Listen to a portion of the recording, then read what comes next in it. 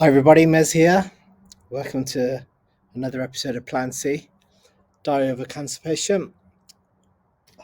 Today I'm out in the garden. It's been a nice day, so I thought it'd be good to do a video in the outdoors for a change. Apologies for the delay in the length of this video compared to the last one. I think it's almost been 2 months. The delay wasn't because I got bored of making videos, it was just because I went through quite a bit of period of illness. As you can hear, my voice is still kind of sore, but I'll get onto that. I think on my last video, I had just entered cycle 5. I think about four or 5 days into my cycle 5. Cycle 5 was okay. I'm out of cycle 5. In fact, I'm out of cycle 6. I've had all my treatment now. I've had my full 6 cycles of chemotherapy, and they went relatively unfazed. I had a slight infection, not a serious one, but it gave me a sore throat, cough and a cold, and that lasted all the way through cycle 5 and pretty much most of cycle 6. Other than that, there was no kind of adverse side effects.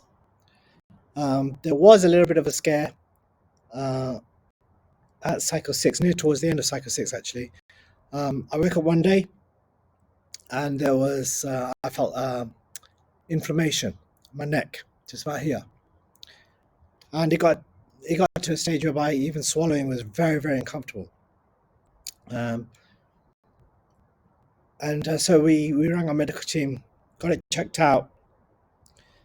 The doctors took a look at it and found out that it was an inflamed lymph node. Now, just as a reminder, the kind of cancer I've got is lymphoma, and it's a lymphoma is basically to do with your lymph nodes, and if it's inflamed, then that's one of the signs of cancer. So can you imagine, after going through 6 rounds of chemotherapy, I suddenly wake up and find that instead of feeling better, I get a sensation of discomfort, and learn that it's an inflamed lymph node. Now that's a scary time. I started thinking, what the hell's going on? I should be getting better after 6 cycles of chemotherapy. I shouldn't be experiencing this. The doctor says it could either be one of 2 things. On the less serious side, it could just be an effect of a sore throat. On the more serious side of things, it could be a sign of cancer. And that's scary. To go through 6 cycles of chemotherapy and then possibly get a symptom of cancer throws you all the way back to square one. You think, okay, so has the chemotherapy not worked? Why has this happened all of a sudden? Why is this happening now? And the only way to diagnose which one of those 2 extremes it was is to watch and wait. So we reported it on a Friday. They said, kind of see how the weekend goes. If the inflammation is still around on the Monday, and come back and see us, and then we'll take it from there. So as you can imagine, that was a nerve-wracking weekend. It also happened to be Father's Day on that Sunday. And I really wanted my Father's Day to be special because the first Father's Day was in lockdown. There wasn't anything special. I didn't want that for my daughter. I wanted her to have a great Father's Day, and this inflammation kind of threatened that. So come the Sunday, I wasn't feeling too great, but I wanted to do something for my daughter. We ended up going to a farm, strawberry picking. My daughter loved it. To see the smile on her face gave me great joy. So I'm so glad I did that. Towards the end of the Sunday, I felt that inflammation go down. Started to feel a little bit relieved. It was still there. It was still hurting. as I swallow, but it definitely wasn't inflamed as what it was before.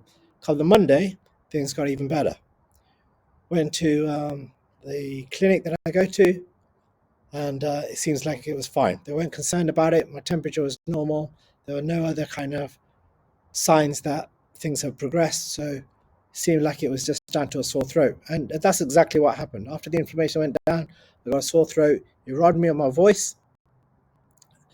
That voice is still taking some time to come back, which is why I sound a little bit hoarse today. But things have got better. Now, I'm at the end of cycle 6. Cycle 6 finished actually on the 30th. That was just under a week ago. And now we're at the point whereby I'm about to go for a PET CT scan. A PET CT scan is the scan whereby they inject a radioactive material into me, wait till that propagates into my body, and then I go into like an MRI machine for them to scan my whole body, and it tells me, well, it tells the medical team in depth whether any of the cancer cells are still around, and if they're still around, are they active, are they cancerous? It really gives them a good idea, the best idea possible. So I had that scan yesterday, and I'm waiting for the results. It's a bit of a nerve-wracking wait. I am nervous about it. The results come in tomorrow. I've got a meeting with my consultant tomorrow, and they're going to give me the results. And these are the results that will tell me whether I'm in remission or not. And for those of you who don't know, remission means that I'm cancer-free. That will signify the end of treatment. That will signify the end of cancer. And it's something that we've been striving for a very long time. So you can understand my nervousness around this test. It's not a nervousness to know to know what the outcome is. It's nervousness to know whether this is the end or not. And in some ways, this isn't actually the end of my whole cancer journey. My next stage is recovery, and this recovery stage often takes longer than the actual treatment stage. Recovery for me is getting me active again, getting my muscles built up again. My muscles are all degraded. I really don't have much strength in my muscles. The recovery means that I'm part of a program that helps me build up my muscles again, grow my muscle mass, exercise, which is a key thing. Exercise properly and get my muscles used to working again to a point whereby I can start building muscle mass and start feeling normal in terms of physical activity. I already started my exercise program about a week ago, and I already can tell the difference. I'm less tired. I say less tired. I still suffer from tiredness a lot. I'm less tired, should I say? I'm more able to do little things around the house. Still a long way to go. I think recovery stage will take over 6 months, maybe even a year, to get back to how I was before I started chemo. But it's progress, and I'm hoping for good news from this results of this test. And even if the results are not good, and it shows that there are still some cancerous cells there, it's not the end of the world, right? At the most, I'm thinking they might put me on another dose, another round of chemo.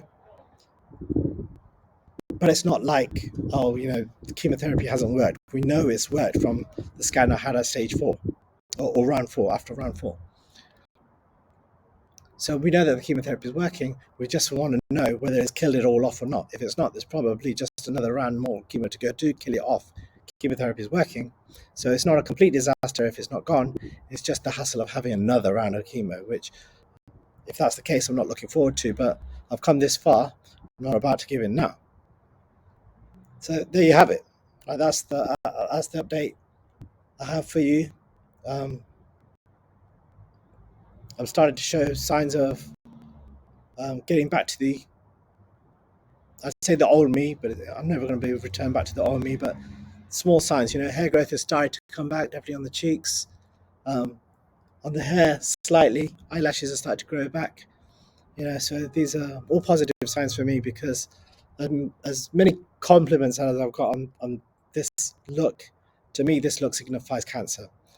I've never had a bald head before I had cancer, so to have this look still signifies that I still have cancer. And I know that's not the case. Well, hopefully that's not the case, but it's such a small thing, but it's a major thing for me to have my hair back again, because to have my hair growth, both eyebrows, facial hair, head hair, to me it gives me that visual look that I'm not suffering from cancer anymore, and that's a big thing for me. So that's my update. I'm going to keep it short and sweet. This is, I guess, mission remission. I'll do another quick video possibly tomorrow to update you on what the results were. And there'll be a few more series of videos before I wrap this up. But thank you for sticking by me through this journey. Thank you for those that have checked in on me. I'll never forget that. I'll never forget the people that always checked on me to make sure I was okay, and checked on my welfare when they didn't have to. It's such a big thing. I can't even begin to thank them enough. If these videos have been helpful, please let me know. I want to keep them up. Please follow, subscribe, press that bell, whatever you need to do to follow this series of videos, and educate yourself. If you're not going through cancer, but you know somebody who has watched these videos back, sometimes it can be a bit of a hard watch, I can understand, but it's vitally important to know what somebody goes through when they go through cancer. And I'm only touching the surface. There are a lot of people that have the type of cancer I have that suffer far more than what I have. I consider myself to be quite lucky that I had age on my side, health on my side. I had a great medical team. Even though it was caught very late, all these things, touch wood, worked in my favor. And thankfully I'm still here. But have a good day. I'll catch you soon. Bye bye.